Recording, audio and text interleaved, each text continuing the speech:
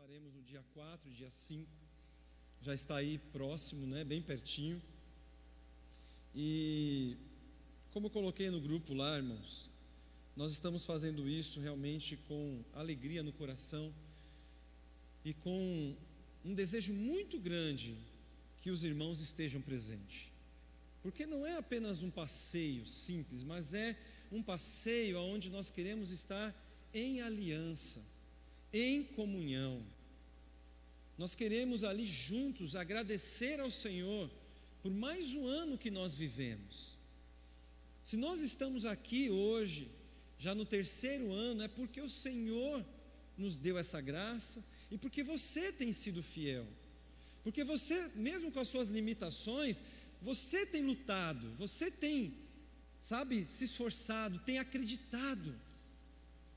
Então, nós entendemos que é um momento, ao invés da gente fazer um culto aqui, né, um culto onde muitas vezes a gente está aqui naquele momento, um culto de 2 horas, depois todo mundo vai para sua casa e acabou.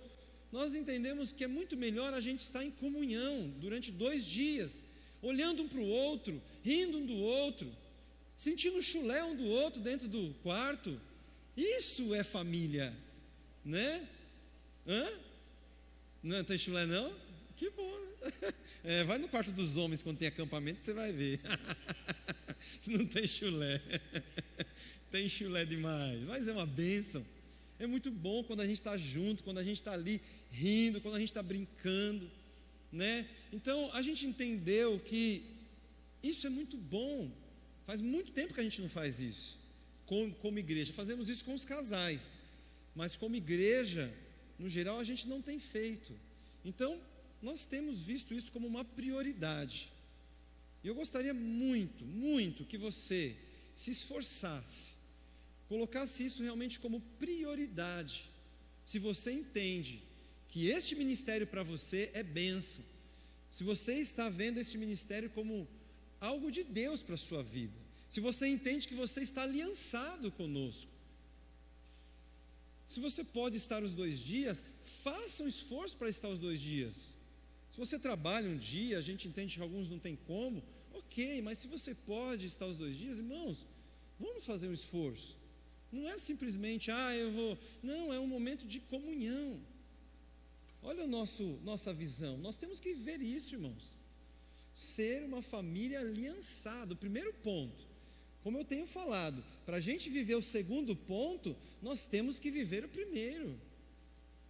Se a igreja não entender o que é viver aliança, como que a gente vai transformar pessoas? Se Jesus ensinou a aliança, se Jesus viveu aliança com seus discípulos, então é muito importante que nós como igreja vivamos essa aliança. E esse tempo que vamos ter ali é um tempo que vai fortalecer a nossa aliança. Então se esforcem. Você que ainda não deu nome, procure o Diego no final do culto, dê o nome, esteja lá, faça o possível para estar os 2 dias. Se não der, 1 dia e meio, ou se não der, 1 dia, amém, mas que esteja ali, ou sábado, ou domingo, ou os 2 dias. Faça esse esforço. Nós temos tentado buscar o melhor preço, temos tentado enxugar tudo para que não fique pesado para ninguém. Um sítio hoje, um passeio hoje, muitas vezes é mais de R$300. Aonde que passaram o valor de um sítio aí, de um passeio de R$300? Você que me passou? Fica R$300, é caro para Dedéu, né? A gente hoje está com uma família aí de 4, já fica difícil, né? Então, a gente está tentando enxugar ao máximo, e já colocamos para vocês essa questão financeira. Está apertado? Olha, Ricardo, dá para me parcelar? Posso dividir em 2, 3, 4 vezes? Nos procure, a gente dá um jeito, a gente quer que você vá. É isso que a gente quer. O jeito de pagar, como fazer, a gente resolve, né? E por isso que a gente priorizou. E por que a gente priorizou ser membros da igreja somente? Porque é isso que a gente está falando, uma família aliançada. Esse tempo é da família, esse tempo é nosso. Então pense direitinho, procure o Diego aí, para que você esteja conosco. Nós fazemos muita questão de que a grande maioria esteja nesses dias com a gente. Para nós, liderança, nós temos visto isso como algo prioritário, nós precisamos disso. A família não tira férias e não tem um tempo junto, sozinho? Não é importante isso? Então nós como igreja precisamos disso também. Amém, irmãos? Abra a tua palavra em Romanos capítulo 9.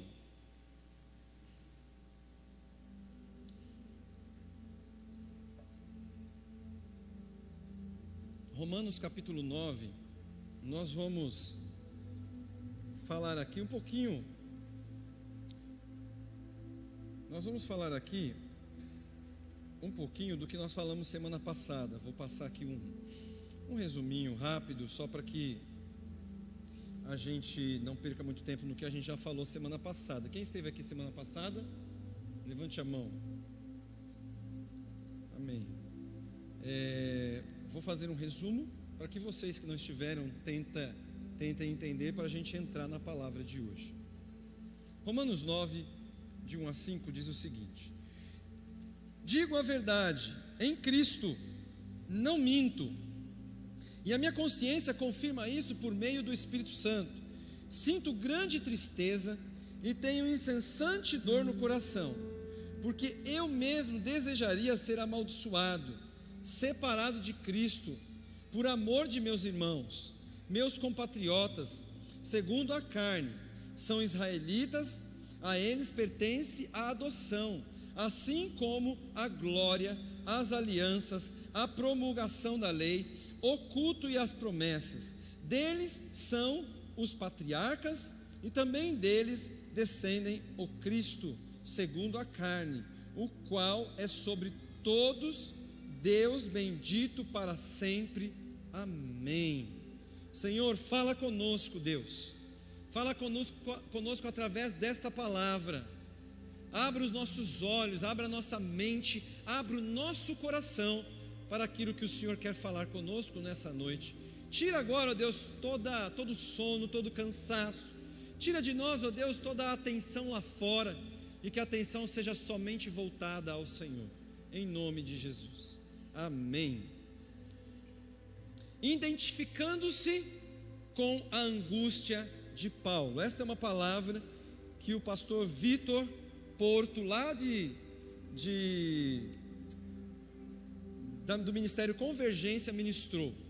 E eu fui muito impactado com essa palavra, muito impactado. E eu senti que eu precisava trazer para vocês essa palavra, porque é muito sério o que nós estamos vivendo hoje, como igreja. E é muito sério porque, para que os planos de Deus aconteçam, para que os planos de Deus se concretizem, Paulo, seja bem-vindo. Para que os planos de Deus aconteçam, é necessário a gente entender algumas coisas, irmãos, muito, mas muito importante, e que a gente não entende, porque você que é velho de igreja, você que nasceu no Evangelho, você não é ensinado a algumas coisas. Eu não fui ensinado a algumas coisas mega importantes para eu entender a vinda de Cristo. Mas a gente não é ensinado, a gente dá pouca importância a algumas situações. Então presta atenção no que Paulo fala aqui. Presta atenção no que Paulo fala aqui. Volta aqui no texto, ó. Versículo 2 do capítulo 9. Sinto grande tristeza e tenho incessante dor no coração, porque eu mesmo desejaria ser amaldiçoado, separado de Cristo, por amor de meus irmãos, meus compatriotas, segundo a carne. Vocês conseguem entender o que Paulo está falando aqui? Dá para entender o que Paulo está colocando aqui, irmãos? Paulo, ele está abrindo mão da sua salvação, se isso fosse possível. Claro que não, ele sabia que isso não era possível, mas Paulo estava dizendo algo muito forte: eu desejaria ser amaldiçoado, separado de Cristo, por amor de meus irmãos, meus compatriotas, segundo a carne. Já pensou falar isso? Já pensou você teria coragem de abrir a tua boca e dizer: eu desejaria ser riscado do livro da vida, por amor dos meus irmãos. Qual o único que fez isso? Quem lembra aí? Qual foi a única pessoa? Não Jesus, mas outro homem do Velho Testamento que falou mais ou menos isso. Moisés. Risca o meu nome do livro da vida.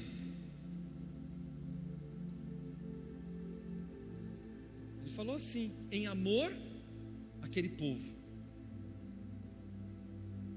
Já pensou, irmãos? Você falar um negócio desse? Senhor, tira o meu nome do livro da vida,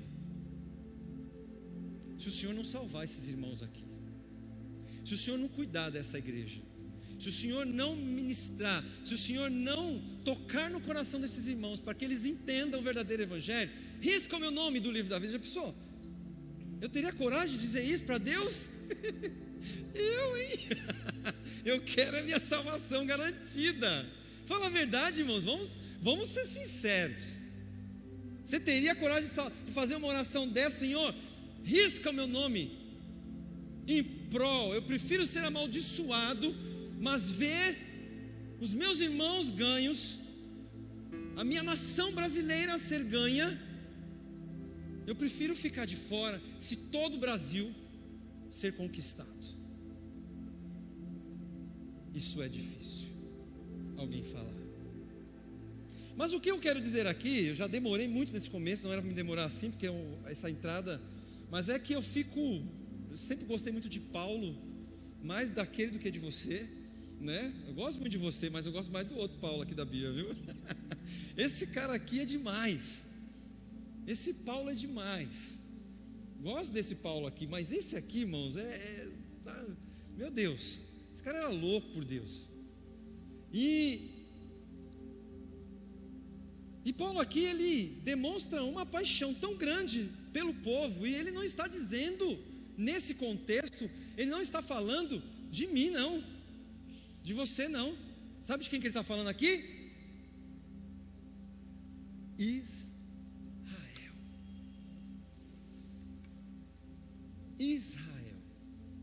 E nós vamos entender um pouco disso.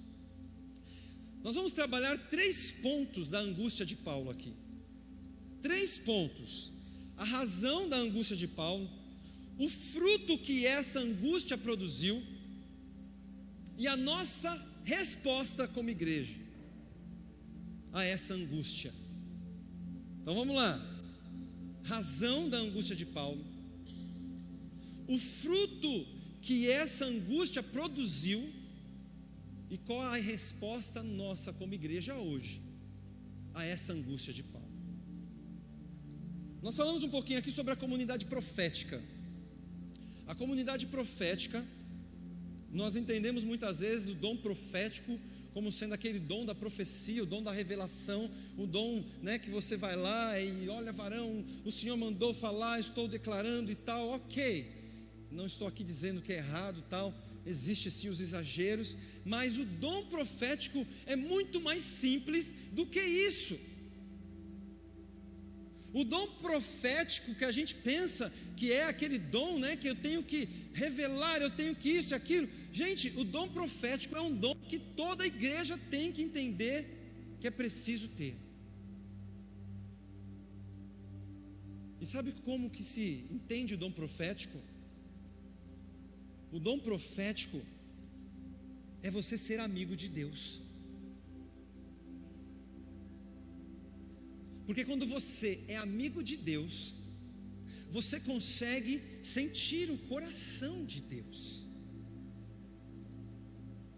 Você consegue sentir a angústia de Deus, as dores que Deus sente, aquilo que dá prazer em Deus e aquilo que dá ódio em Deus.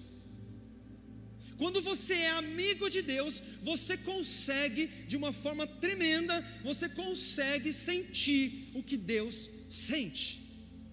Não estou aqui dizendo que você vai conseguir sentir tudo de Deus, impossível. Mas Ele vai revelar coisas ao seu coração, que está no coração dEle. É isso que Paulo estava sentindo. Paulo era amigo de Deus, E Paulo, quando ele fala isso, quando ele lê aquele texto ali, é o coração de Deus sendo transbordado para o coração de Paulo, porque Deus está angustiado com Israel, Deus está aflito com Israel, porque Israel endureceu o seu coração,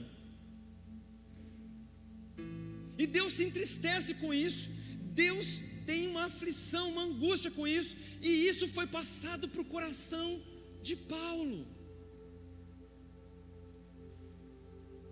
Paulo começou a sentir aquilo que Deus sente há muito tempo: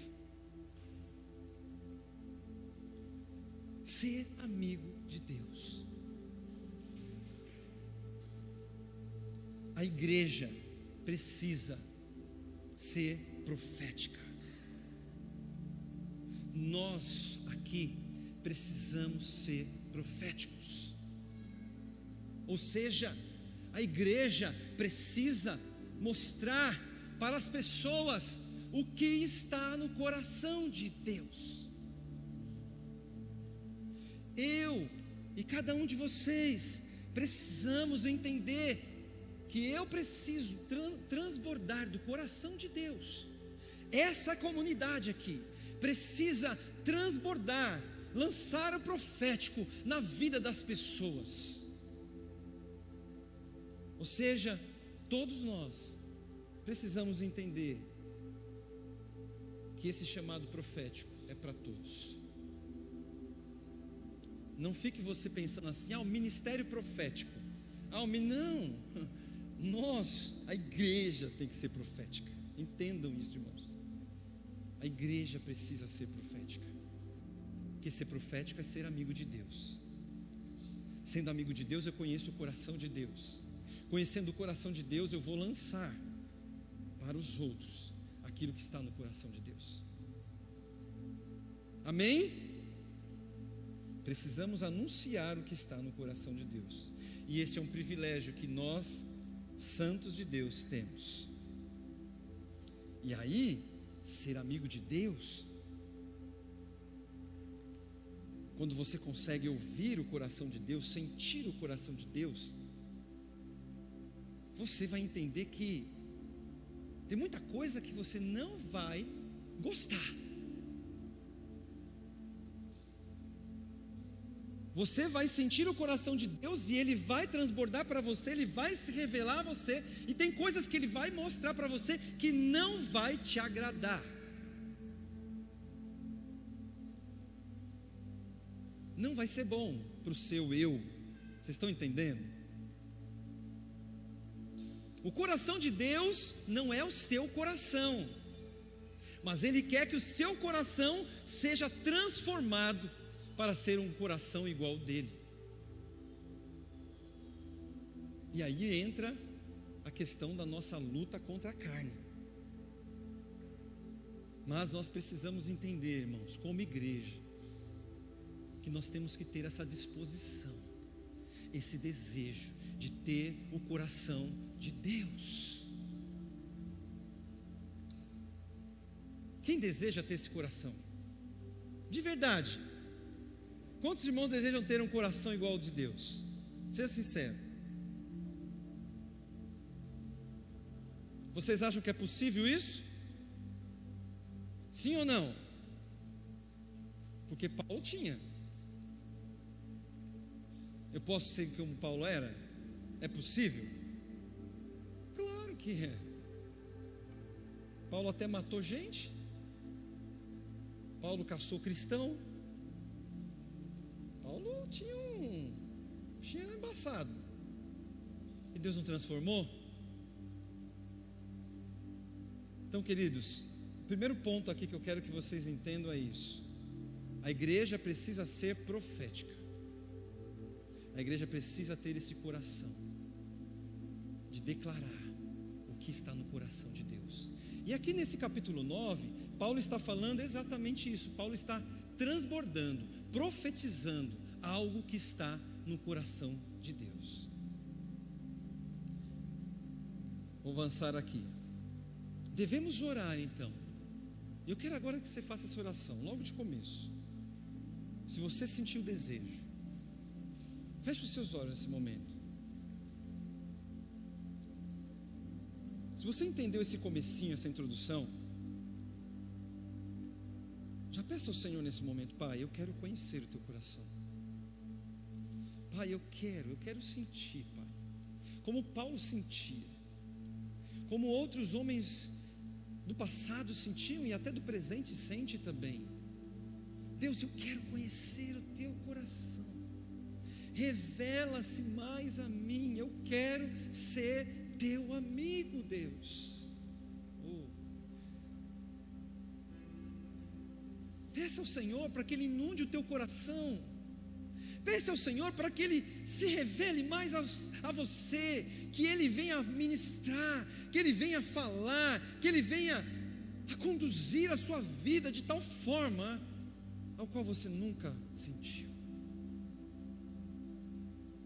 Oh Deus, dá-nos um coração igual ao teu. Como domingo passado nós declaramos aqui, nós oramos, estamos mais uma vez aqui clamando: Deus, nos dê um coração igual ao teu. Nos revela, Senhor, o que o Senhor tem sentido, que possamos sentir também. Queima em nós, Deus, esse desejo que está dentro do Senhor. Eu quero sentir as tuas angústias, as tuas alegrias. Eu quero sentir o que o Senhor sente, Deus. Indiferente do meu gosto, indiferente do que eu penso. Deus, revela-nos. Se revela a cada um de nós, ó Deus, mais. Em nome de Jesus. Em nome de Jesus. Em nome de Jesus. Aleluia.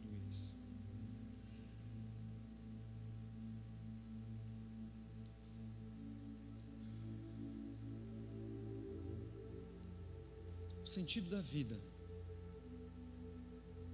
ela acontece quando nós conseguimos nos conectar àquilo que é o peso do coração de Deus. O sentido da vida de uma igreja é quando ela consegue conectar, sentindo o que Deus sente, sentindo o que Deus pensa, sentindo o que o Pai quer. E aí, quando a gente consegue essa conexão, irmãos, por mais que pareça tão distante a história de Paulo, por mais que pareça tão longe, né? Mais de 2000 anos atrás, a gente consegue entender o coração que Paulo tinha aqui. Nós conseguimos sentir esse desejo que Paulo estava vivendo. Mas o que acontece? Nós criamos um novo cristianismo nas igrejas. Nós criamos outras definições do que é igreja, queridos. Essa é a realidade. Vivemos uma vida muitas vezes de pouca preocupação em conexão ao coração de Deus. E hoje a gente vai tentar se conectar mais ao coração de Deus, através da vida de Paulo. Olha o contexto desse texto que nós lemos aqui. O capítulo anterior, esses últimos versículos aí do capítulo 8, é um texto que todos nós conhecemos. Quem nos separará do amor de Cristo? E Paulo vai falando: quem tentará acusações contra os eleitos de Deus? E Deus quem os justifica, é Deus quem os justifica, quem os condenará? E aí ele vai falando: em todas estas coisas, porém, somos mais do que vencedores, por meio daquele que nos amou, porque eu estou bem certo que nem a morte, nem a vida, nem os anjos, nem os principados, nem as potestades do presente, nem do porvir, nem os poderes, nem qualquer outra criatura poderá nos separar do amor de Deus que está em Cristo Jesus. Uau! Paulo aqui está animado. Paulo aqui ele está crendo naquilo que Deus pode fazer. E Paulo diz assim: nada pode me separar do amor desse Deus maravilhoso. Paulo aqui tem a plena convicção que nada, nada, nada pode separá-lo do amor de Cristo. E esse é um texto que nós muitas vezes falamos, e 10, é isso, nada pode separar-nos do amor de Cristo, se nós estivermos realmente ligados a Ele, nada pode nos separar. E aí no capítulo 9, é como se Paulo estivesse lá em cima, declarando, olha, nada, nada, quem pode separar? E de repente, olha o texto, ele parece que dá uma caída. Sinto grande tristeza, sinto tremenda tristeza, eu tenho incessante dor no coração. Esses textos estão tudo ligados, irmãos. Vocês sabem que na Bíblia, os capítulos, os versículos, é tudo para nós, foi colocado depois para que a gente consiga se situar melhor. Mas aqui é uma carta só. E aqui, capítulo 8, capítulo 9, 10 e 11, é tudo o mesmo, praticamente o mesmo objetivo, o mesmo tema. É falar de Israel, é falar do povo escolhido. Então, Paulo está falando aqui, olha, nada, nada, nada pode separar. Quem vai intentar acusações? Olha, nada. E de repente Paulo dá uma caída. Mas eu estou triste. Como eu estou triste. E eu quero falar para vocês, ele deixa bem claro aqui, eu estou falando a verdade em Cristo Jesus, eu não estou mentindo, irmãos. Olha como ele foi, sabe, ele fez questão de falar isso, como se Paulo precisasse instigar isso aqui. Era um homem de Deus, mas ele fala, digo a verdade em Cristo, eu não estou mentindo. A minha consciência confirma isso. Eu estou muito triste. Olha que coisa. No mesmo momento que Paulo estava ali, naquele momento, sabe, nada nem ninguém vai me separar, mas de repente é como se Paulo lembrasse do povo de Israel. É como se de repente Paulo lembrasse da situação e do contexto de Israel. E Paulo para e fala, oh meu Deus, como eu desejo que esse mesmo pensamento que eu tenho tido, que nada pode me separar do amor de Cristo, como eu desejo, como eu anseio que o meu povo, o povo de Israel, entenda isso também. É como se Paulo estivesse realmente aflito, com o seu coração realmente ali. Meu Deus, como é bom ter a certeza que nada pode me separar do amor de Cristo, mas o meu povo, o povo de Israel, aquele que foi escolhido por Deus, não está entendendo isso. E Paulo fica aflito porque ali ele consegue sentir o coração de Deus, ali consegue entender o que Deus sente quanto a Israel. Mas nós, igrejas de hoje, muitas, e de antigamente, não se falava sobre Israel, irmãos. Maria, ela fala muito sobre a questão de Israel. Pai, na sua época aí, você ouviu muitas mensagens sobre Israel? Irmãos, não se fala, a igreja não prega, a igreja não mostra a importância de Israel em nossas vidas, no que Deus precisa fazer.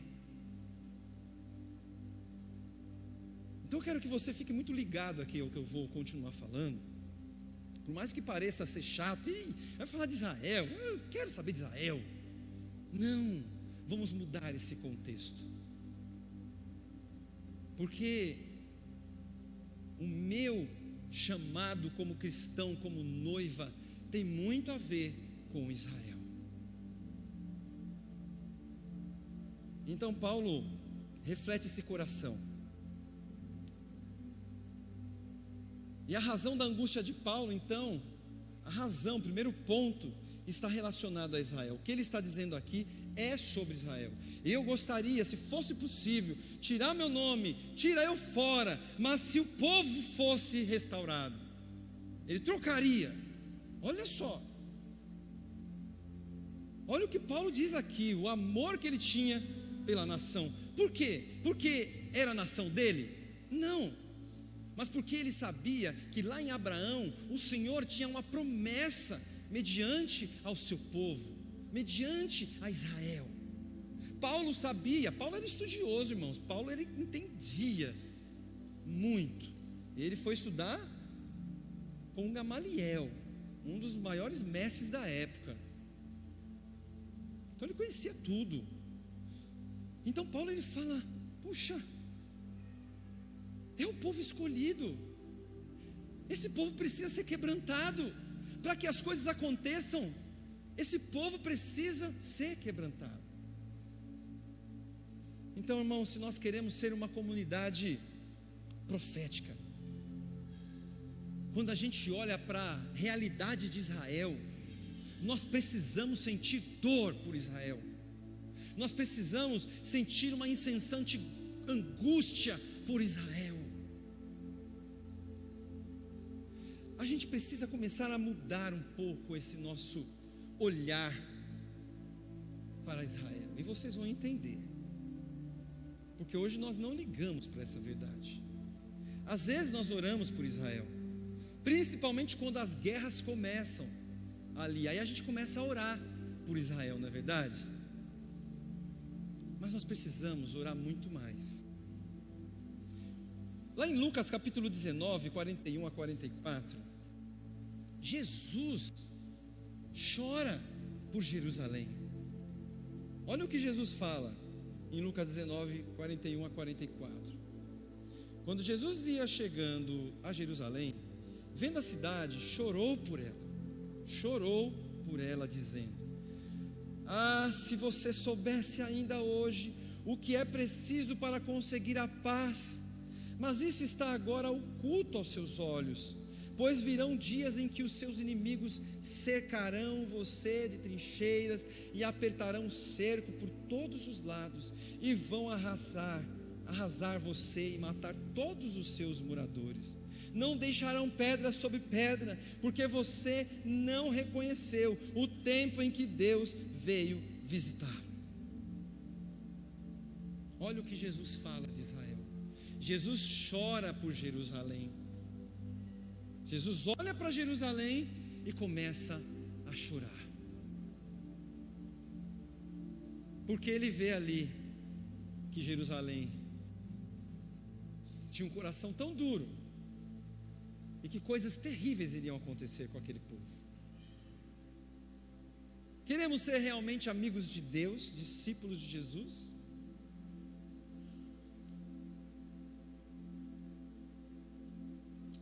A razão que estava levando tanto Paulo quanto a Jesus, naquele momento que ele estava chorando, sentir essa dor, essa angústia no coração, está relacionada às condições que Israel estava vivendo e que vive até hoje.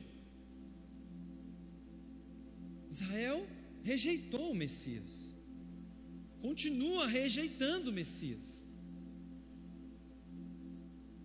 Eu não sei quantos de vocês já conhecem um pouco da história de Israel, aquilo que Israel crê.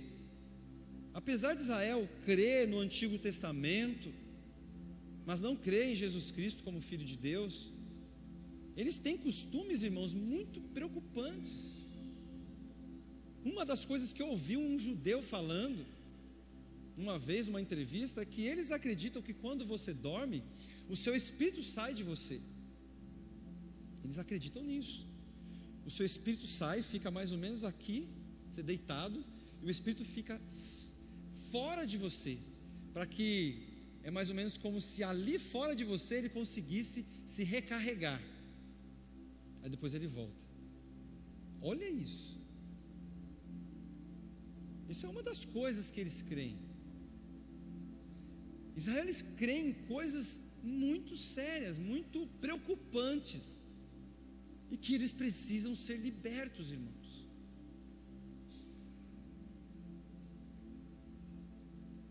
Há um texto, esse texto que nós lemos, se nós lemos todo o capítulo 9, você vai ver sobre eleição. E a gente sabe que esse assunto de eleição é um problema, né? Uns foram eleitos, outros não são, e aquela discussão calvinista, arminianismo, e aí vai aquela briga toda. E eles usam muito esse texto, mas esse texto aqui está falando da eleição de Israel. Ele não está falando da nossa eleição em primeiro lugar. A gente pode fazer aplicação? Até pode, mas aqui Paulo está falando da eleição de Israel, como um povo que foi eleito, como um povo que foi escolhido. Ah, mas por que Israel? Não sei. Deus olhou e falou: eu quero Israel, com a menina dos meus olhos. Deus escolheu Israel. Ah, mas por que não escolheu o Brasil? Ah, por que não escolheu Japão, sei lá? Não, ele escolheu Israel. Ele decidiu assim, ele é soberano. Ponto final, temos que entender isso. Deus escolheu, mas por que Israel? Cabeçudo, aquele povo, e se fosse Brasil? Ia ser diferente, mas vamos ser sinceros, vai. Se Deus tivesse escolhido o Brasil, ai Jesus, ai meu Deus do céu, se fosse Brasil então, né? Mas uma coisa eu falo, o povo de Israel conhece muito disso aqui, no Antigo Testamento, mas conhece. A gente muitas vezes nem conhece quase nada aqui. A gente está aqui na campanha, vamos ler a Bíblia em um ano. Quantos estão nessa campanha? Não quero que levante, mas sabe, as pessoas não querem ter o desafio de ler isso aqui todo ano. E a gente começou agora, é o terceiro ano, né? Terceiro ano que a gente está entrando no desafio de ler a Bíblia. É o terceiro, né, Gil?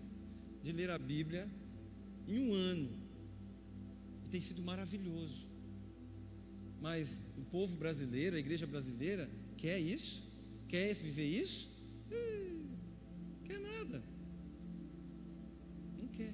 Mas esse povo de Israel é muito sério quanto a isso. Conhece muito. Então, aqui o povo escolhido, o povo eleito. Paulo está falando do povo eleito, Israel. Israel.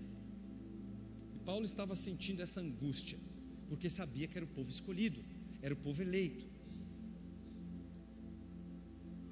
Estou aqui avançando por causa do horário.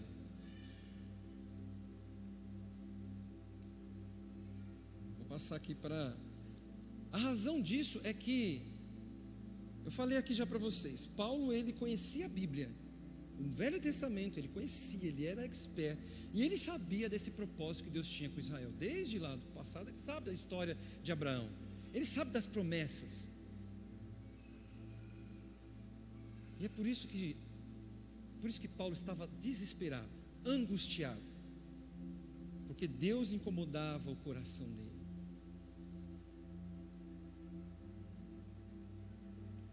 E a gente precisa entender, Jesus era o quê? Jesus nasceu aonde?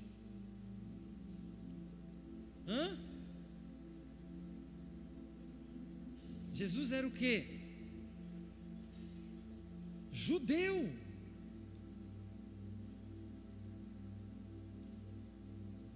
Queridos, o Filho de Deus nasceu judeu. Tenta entender a importância disso. O próprio Jesus veio do povo de Israel. O próprio Jesus. Olha só isso. Lá no versículo 28 e 29 do capítulo 11, também fala algo muito forte. No capítulo 11, versículo 28 e 29. Quanto ao Evangelho, eles são inimigos por causa de vocês, mas quanto à eleição, amados, por causa dos patriarcas, porque os dons e a vocação de Deus são irrevogáveis. Aí é outra coisa. As pessoas acham que esse texto, elas podem dizer assim: Deus me deu um dom, eu posso fazer, eu posso me desviar, eu posso afastar, mas esses dons, a palavra diz, lá em Romanos, capítulo 11, versículo 29, que esses dons que Deus um dia me deu, são irrevogáveis. Eu posso sair, posso para o mundão, posso pecar, que esses dons são irrevogáveis. Mas para quem Paulo está falando isso? Israel. Paulo está dizendo, o contexto aqui é para o povo de Israel. O que Deus deu para Israel é irrevogável. Os dons de Israel, o que Deus tem programado, preparado para Israel, não vai mudar.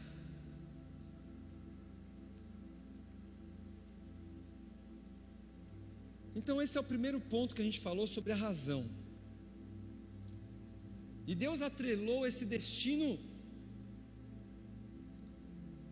das nações a Israel. Só que quando Ele atrelou o destino das nações a Israel, ou seja, nós dependemos de Israel para tudo que Deus vai fazer, nós dependemos de Israel. Só que aí entra outra questão. Deus atrelou o destino de Israel à igreja.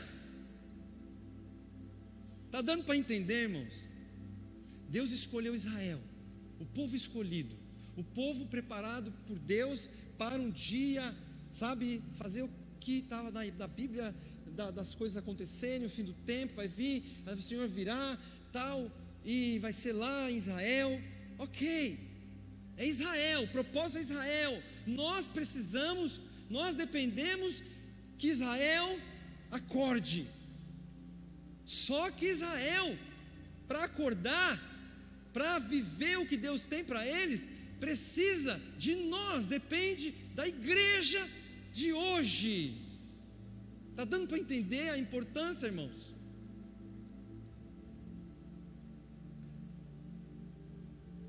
Nós hoje temos uma grande responsabilidade como igreja, porque o destino de Israel depende de uma ação prática da igreja hoje. Nós temos tudo a ver com isso.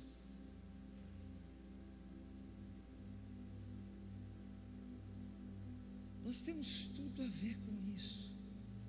E nós não ouvimos palavras falando sobre isso, nós não estamos preocupados com isso, a igreja não está preocupada com isso. Aí você vai falar assim: mas meu Deus, Israel está tão longe daqui, como que eu como igreja vou fazer a diferença, se Israel está tão longe?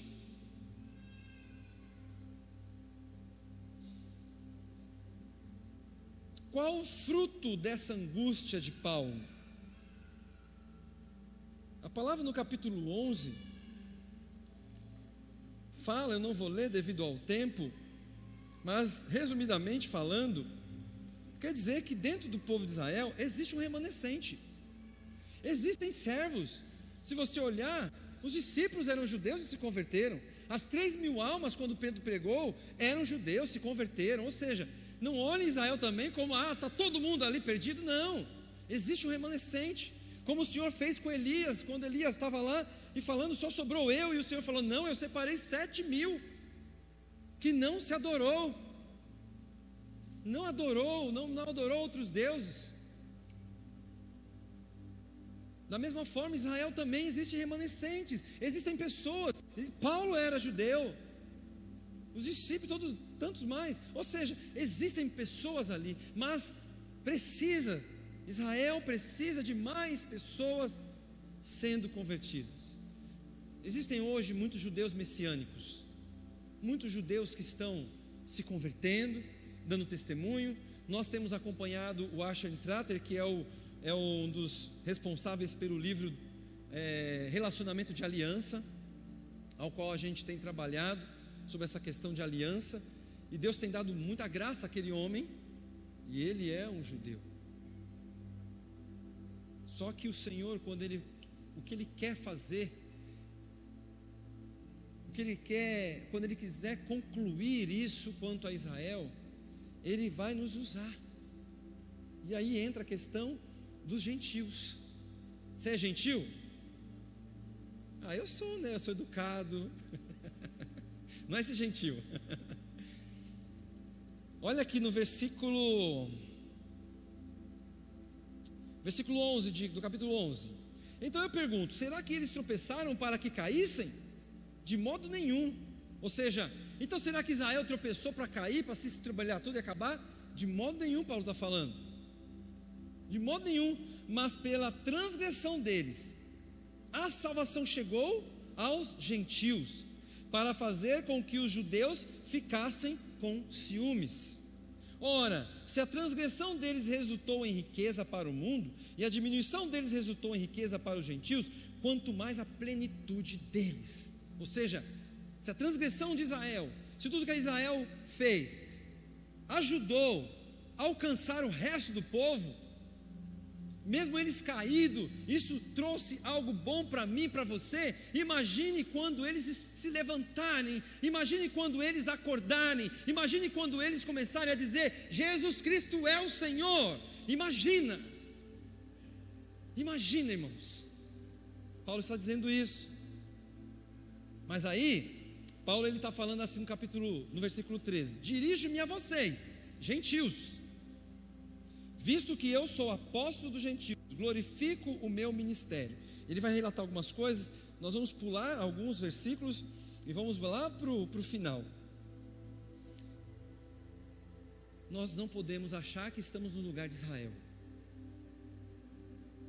Eu sou gentil, né? Olha, eu fui enxertado na videira.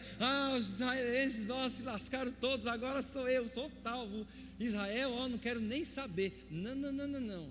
Israel continua ali, tem os seus propósitos. Deus continua olhando para Israel. Israel precisa ser alcançado, porque é através de Israel que a vinda de Jesus virá. Não adianta, você não vai tomar o lugar de Israel, irmãos. Eu não vou tomar o lugar de Israel. Mas a Bíblia fala que nós, gentios, precisamos causar ciúmes em Israel.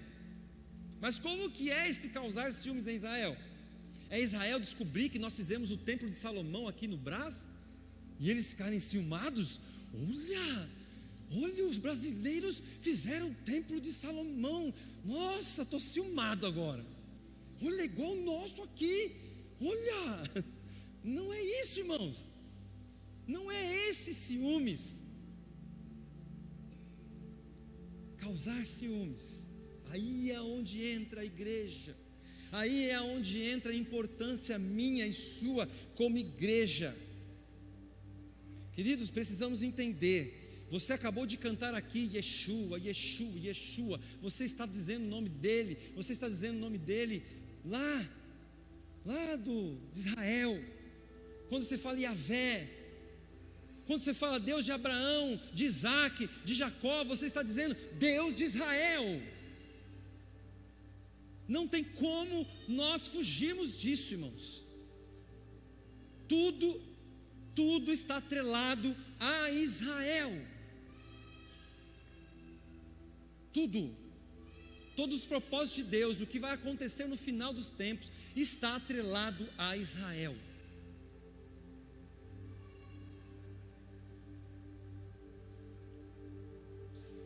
Aí você vai lá vamos ver aqui. Porque não quero, versículo 25, capítulo 11. Porque não quero, irmãos, que vocês ignorem este mistério, para que não fiquem pensando que são sábios. Veio um endurecimento em parte a Israel, até que tenha entrado a plenitude dos gentios, e assim todo Israel será salvo, como está escrito: o libertador virá de Sião. O libertador virá da onde? Aonde fica Sião? E afastará de Jacó as impiedades. Esta é a minha aliança, olha a aliança com eles, quando eu tirar os seus pecados. A igreja hoje foi levantada para pregar para Israel. Os gentios foram alcançados para pregar para Israel. Olha que privilégio.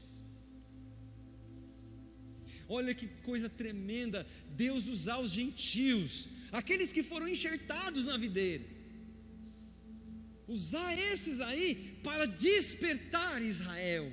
Isso é tremendo, não é, irmãos? Agora, o que a igreja está fazendo para que isso aconteça? O que nós hoje temos feito para que isso comece a acontecer? Qual tem sido a minha preocupação como igreja? Qual tem sido a preocupação da Igreja Universal com Israel?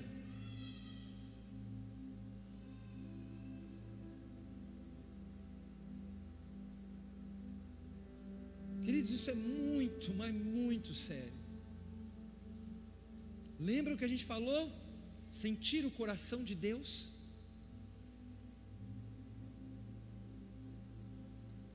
Vocês acham que Deus não sente desejo de voltar logo para nos buscar, irmãos? Ele olhando tudo o que está acontecendo no mundo, Ele olhando todas as tragédias, todas as coisas que o homem está fazendo, vocês acham que Deus não anseia por nos retirar disso aqui, nos transformar este mundo? Vocês acham que não?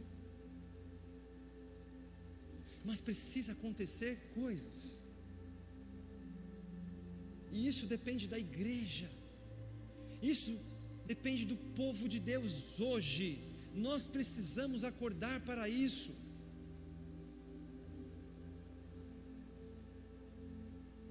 Esse fruto então da angústia de Paulo é que gerou as igrejas, porque ele fala dos gentios.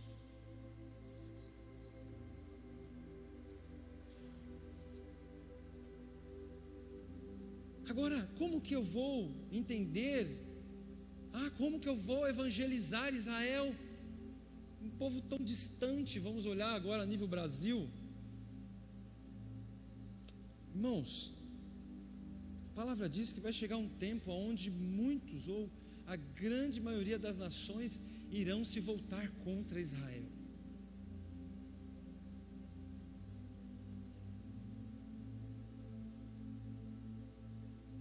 Paulo fala: não ignorem este mistério. Lembra lá do Holocausto? O que os alemães fizeram? Ignoraram o povo de Israel. 6 mil, né? 6 mil judeus, 6 milhões, desculpa, 6 milhões de judeus mortos. E o que a Alemanha fez? Ignorou, rejeitou. Vai acontecer de muitas nações se tornarem novamente contra Israel. E o que você, como igreja, e que eu, como igreja, vamos fazer? É aí que entra a igreja.